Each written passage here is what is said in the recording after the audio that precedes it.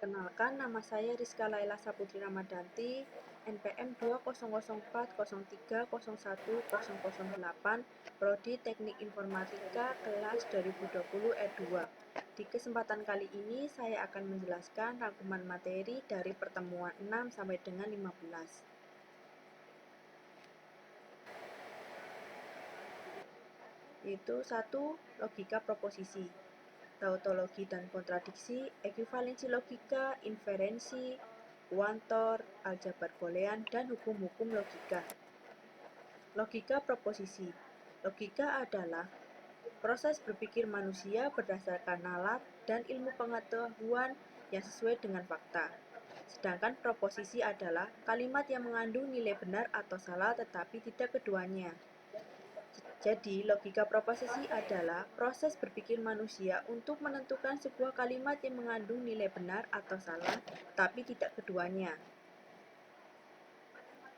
Macam-macam logika proposisi, yaitu negasi istilahnya adalah not dan disimbolkan seperti itu, konjungsi and atau dan, disjungsi or atau, eksklusif or x or, implikasi implies, if then, jika maka, biimplikasi IFF, if and only if, jika dan hanya jika, dan simbolnya seperti itu.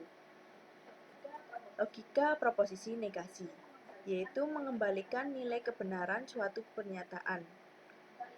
Kita lihat tabel kebenaran, P dan negasi P. Jika nilainya benar, maka salah.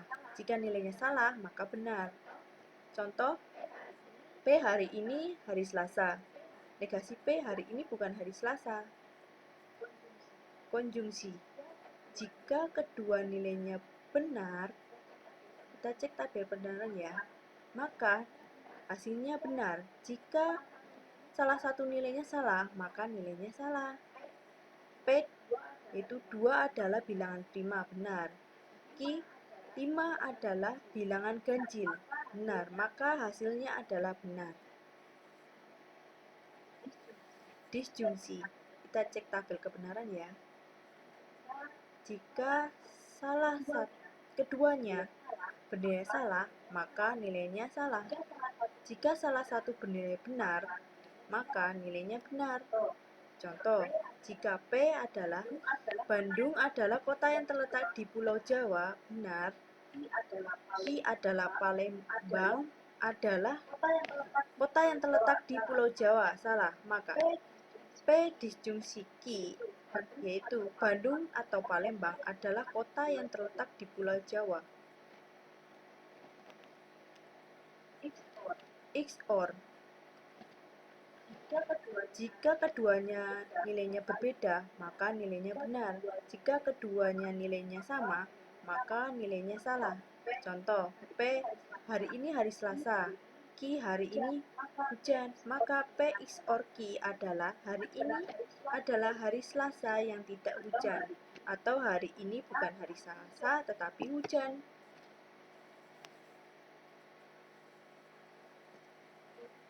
Implikasi. Jika awalan dan akhiran nilainya benar, maka hasilnya benar. Jika awalan benar dan akhiran salah, maka hasilnya salah. Jika awalan salah dan akhirnya nilainya benar, maka hasilnya benar. Jika awalan salah dan akhirannya nilainya salah, maka hasilnya benar. Contoh, P hari ini hujan. Q saya membawa payung, maka P implikasi Q yaitu jika hari ini hujan, maka saya akan membawa payung. Biimplikasi. Jika keduanya bernilai berbeda, maka nilainya salah. Jika keduanya bernilai sama, maka nilainya benar. Contoh, P. Rizka mendapatkan gaji, Q. Rizka bekerja, maka P biimplikasi Q yaitu Rizka mendapatkan gaji jika dan hanya jika Rizka bekerja. Tautologi, yaitu pernyataan majemuk yang selalu bernilai benar. Kita lihat contohnya. Kita masukkan tabel kebenarannya di dalam tabel kebenarannya, dan hasil akhirnya adalah benar semua. True, true, true, true.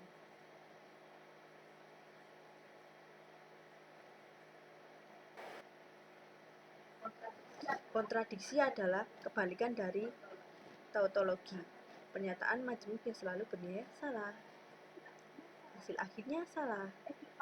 Ekuivalensi, yaitu dua atau lebih pernyataan majmuk yang memiliki nilai kebenaran yang sama, senilai. 1 dan 2 sama dengan 2 dan 1, sama. Hasilnya ruas kanan 3, ruas kiri juga 3. 4 dan ruas kanan ada angka 1, ruas kiri juga angka 1, ada plus dan juga plus. 4 dikurangi 1 sama dengan 2 ditambah 1, itu adalah senilai. Bilangan sebelah kanan dan sebelah kiri senilai.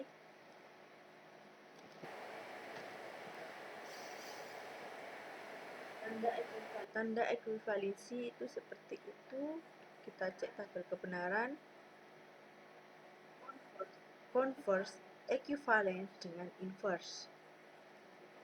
Implikasi ekuivalen dengan kontraposisi. Hukum ekuivalensi, yaitu 1. Commutative law, associative law, distributive law, identity law, bounded law, negation law, double negative law, idempotent law, De Morgan law, absurd law, negation, true and false, implication law, contrapositive law, implication law. Inferensi logika, yaitu proses penarikan kesimpulan dari beberapa proposisi yang akan menghasilkan argumen valid dan argumen invalid. P1, P2 sampai dengan Pn termasuk ke dalam premis, hipotesis atau asumsi. Sedangkan Q yaitu konklusi atau kesimpulan. Suatu argumen dikatakan valid jika semua premis itu bernilai benar, tautologi, selain itu salah, invalid.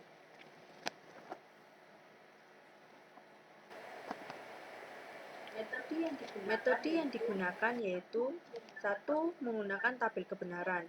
Jika terdapat dua premis dan premis tersebut tidak ada dalam hukum inferensi logika, untuk mengetahui suatu argumen valid atau tidak, maka dapat dilakukan langkah-langkah sebagai berikut. Tentukan premis dan konklusi, buat tabel kebenaran, cari baris kritis, yaitu baris di mana semua premis memiliki nilai benar. Dalam baris kritis tersebut, jika nilai kesimpulan semua benar, maka argumen tersebut valid. Jika tidak, maka invalid. Contoh, itu. Nah, sekarang tabel kebenarannya. Baris kritis yang pertama ternyata nilai konklusinya bernilai benar, maka baris kritis tersebut tautologi. Baris kritis adalah baris ke-2, 4, 6. Baris yang semua nilai premisnya benar. Pada baris tersebut kesimpulannya adalah true, benar, maka argumen tersebut valid. Pada contoh kedua, kita lihat tabel kebenarannya. Baris kritis adalah baris ke-1, 4, 7, dan 8. Baris yang semua nilai premisnya benar. Pada baris keempat, kesimpulannya adalah false, maka argumen tersebut invalid. 2. Afirmasi atau hukum inferensi. Jika terdapat lebih dari dua premis, maka sebuah soal inferensi logika. Terdapat 7 kaidah inferensi logika, antara lain modus ponen, modus tollens, penambahan disjungtif, penyederhanaan konjungtif, silogisme disjungtif, hipotesis, dan dilema. Kuantor adalah suatu istilah yang menyatakan berapa banyak dari suatu objek dalam suatu data. Kuantor ada dua, kuantor universal dan kuantor eksistensial.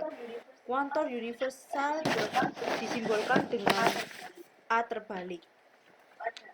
Pada untuk menyatakan segalanya, kalimatnya yaitu setiap, seluruh, semua, dan lain-lain. Contoh, misalkan semesta pembicaraannya Ik adalah tempat parkir di Mall Dieng.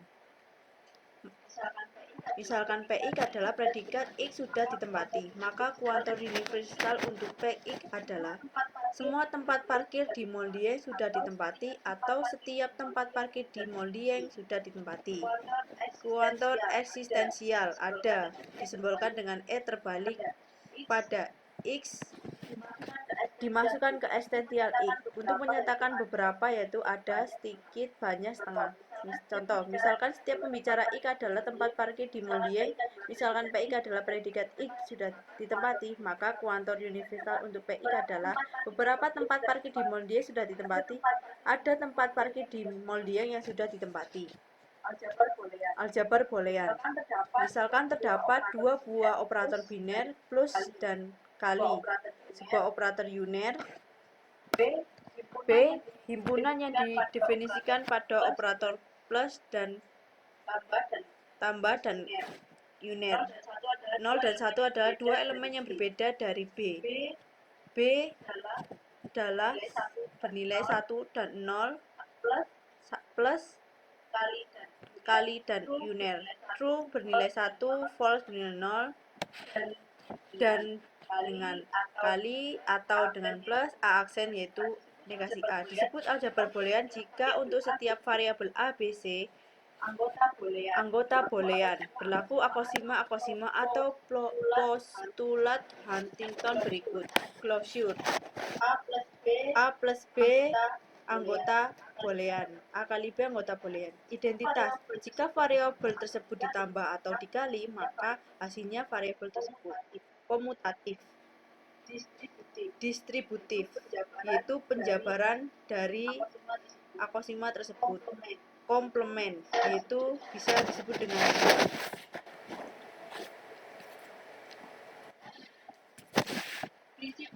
prinsip dualitas. Misalkan S adalah kesamaan identity di dalam aljabar boolean yang melibatkan operator plus, kali, dan komplement, maka jika persyaratan S kali disebut dual dari S diperoleh dengan cara mengganti kali dengan plus, plus dengan kali, 0 dengan 1, 1 dengan 0. Dan membiarkan operator komplement tetap apa adanya, maka kesamaan S kali adalah seperti contoh berikut. Gerbang logika. Gerbang logika ada 7, yaitu AND, OR, XOR, NAND, NOR, XNOR, dan NOT.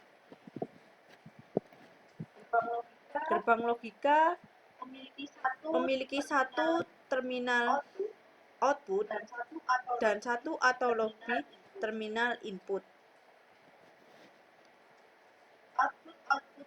Outputnya bernilai high yaitu 1 dan low bernilai 0.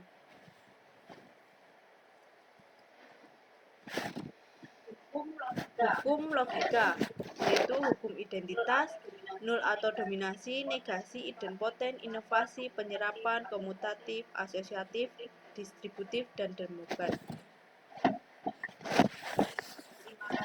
Terima kasih, semoga bermanfaat. Apabila ada kesalahan, mohon maaf.